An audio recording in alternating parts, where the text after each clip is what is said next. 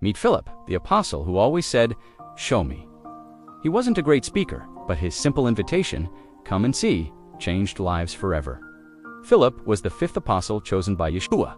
He lived in Bethsaida, and while he had known about Yeshua before, it wasn't until that day in the Jordan Valley when Yeshua simply said, "Follow me," that Philip truly recognized him as someone extraordinary.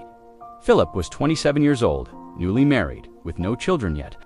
His fellow apostles nicknamed him the Curious because he was always asking to be shown things. He wasn't dull, but he lacked imagination. He was practical, methodical, and very down-to-earth, the kind of man who always wanted clear proof before believing something. Yeshua made Philip the steward of the apostles, responsible for food and supplies. And he was excellent at it, always prepared, organized, and reliable.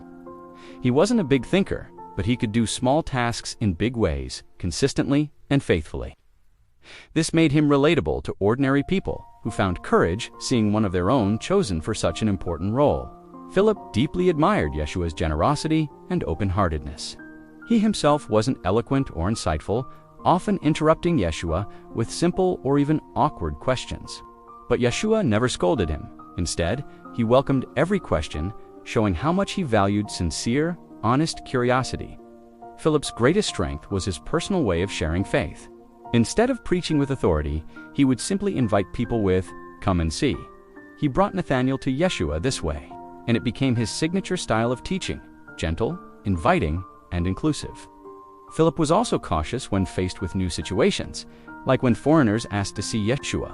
Unsure of what to do, he sought guidance from Andra before taking them to the Master. His cautiousness sometimes held him back, but his heart was always genuine. After Yeshua's death and resurrection, Philip carried on bravely. He worked especially among the Samaritans and beyond, spreading the gospel faithfully. His wife partnered in his ministry, showing extraordinary courage, even standing at his side during his crucifixion. When Philip could no longer speak, she continued proclaiming the message of salvation until she was killed as well. Their daughter Leah carried on their legacy, becoming a respected prophetess in Hierapolis.